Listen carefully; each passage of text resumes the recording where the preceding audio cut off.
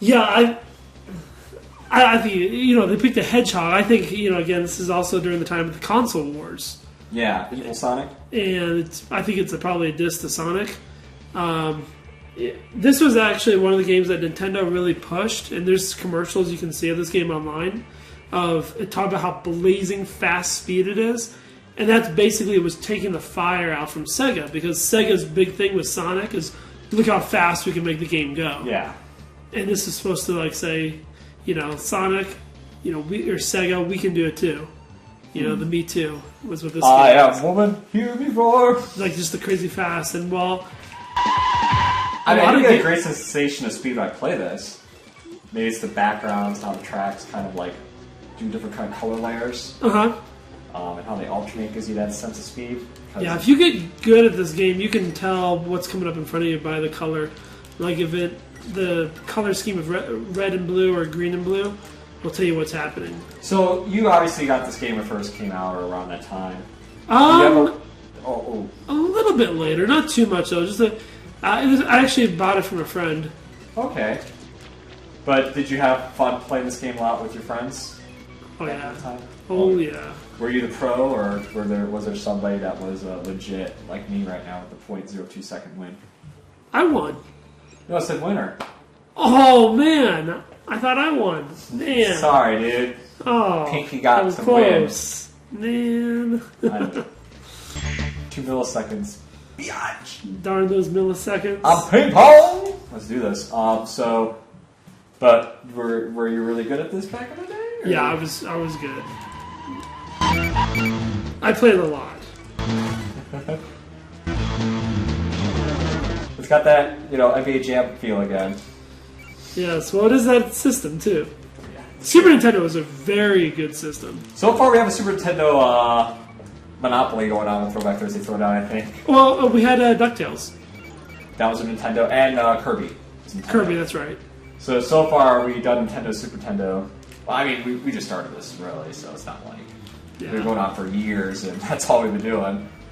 But nothing wrong with it. These are great systems. We will get some Genesis, some Saturn, Xbox, PlayStation, right? 64.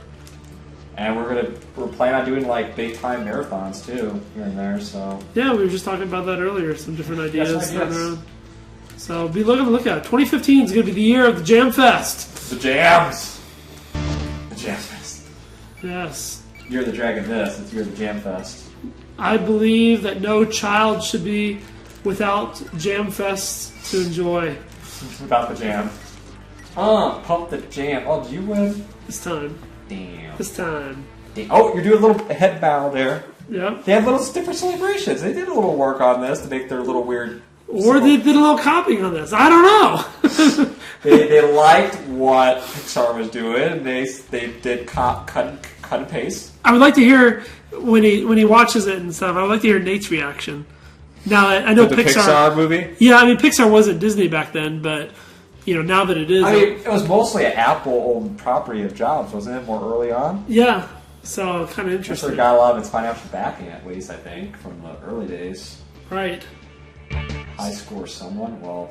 Although when it came out in 87, it wasn't started by Apple. It wasn't started by Jobs. Jobs funded and helped fund it. Yeah. But being the fact that game or that movie came out or that short came out in 87, shoot, I don't know. They were definitely toying around with computer animation. Right. During the beginning. I mean, and a lot of people did too. Like, you think of TV shows...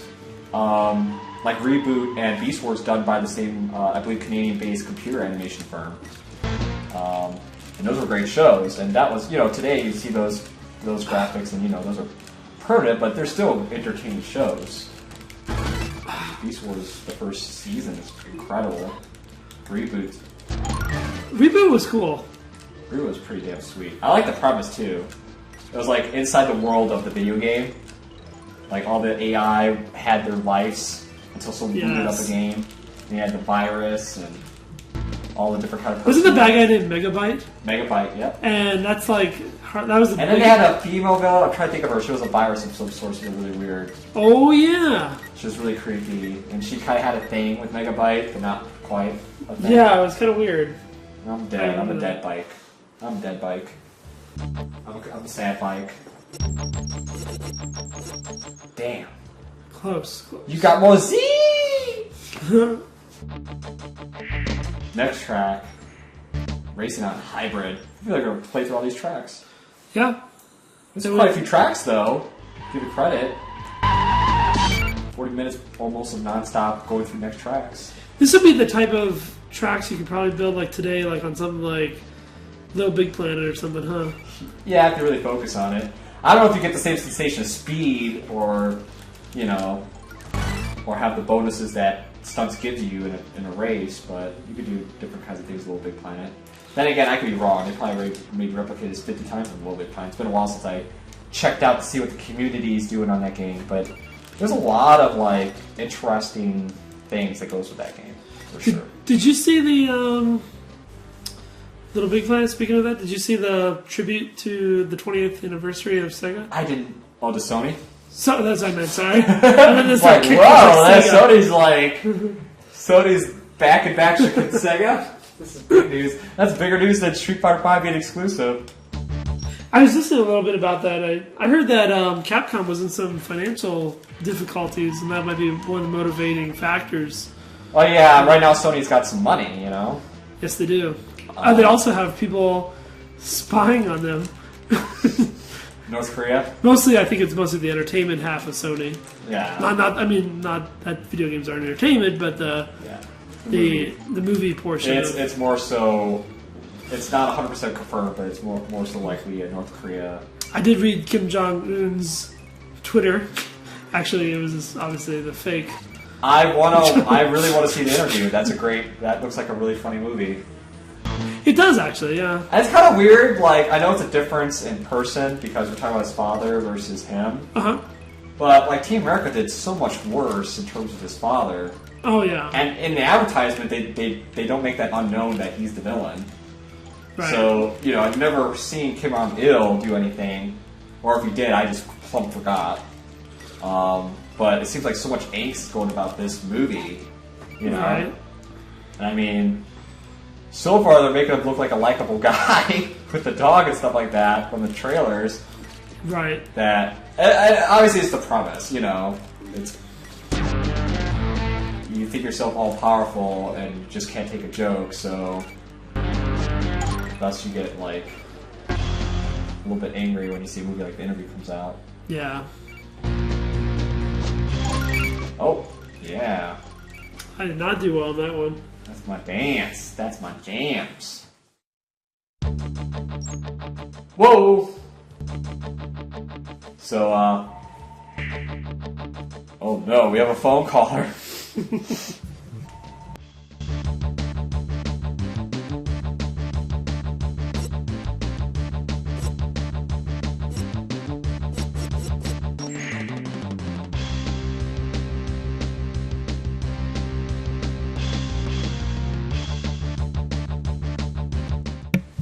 Okay, everybody. There's two things within this. Wario! Yep. This game says Wario. I think this is preceding Wario. 94? I don't know, it's probably Wario, the third... Wario's premiere was the third... Dreamline game. Yeah, for the old Game Boy. Yeah. So... We have a phone caller. Let's see when that came out. Here, I'll Google it real quick. You're probably going to find out, but let's put it this way. Wario Paint. So basically I play on Mario Paint, which is a big Nintendo game. Big Super Nintendo game. You ever play Mario Paint? No, I've seen lots of footage of it. In North America, it was released on March 13th of 1994, so it's right about that time. Ooh. And Nintendo was tight with this company, so this DMA design. So I'm thinking they may have allowed them. You're hinting at something. I have a feeling. Did Nintendo buy this company? No, Nintendo did not buy this company. Is this Rare? No, Well, but wait, no, it does have that sense. kind of like a feeling of Rare, though, a little bit, doesn't it? Yeah. Well, no. It is a sense, 'cause quality- Rare existed before this, so I can't say that. Yeah. this company, DMA Design, this is the very first console game that they made. Okay. But they made games before? Yeah, they made games before. Okay. And they've made games since.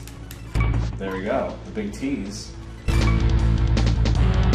And Are these good games? Are these games that are going to be like, oh snap? Oh, especially the more modern ones. You'd be like, oh snap. Damn, Brian. No! Oh, you messed it up too. Wait, am I going the wrong way? I think you may have. Let's go where the arrows tell me to? Oh, wow. That just shows that you're behind. Oh my god. I'm not going to be behind much longer. I'm going to keep rolling. Keep rolling. What happened to Fred Durst? Did he die yet? No, he's still alive and kicking it.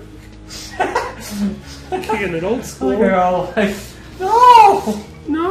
Don't talk about Fred Durst like that. Please, no. I'm going to head vague and you're going to twirl around.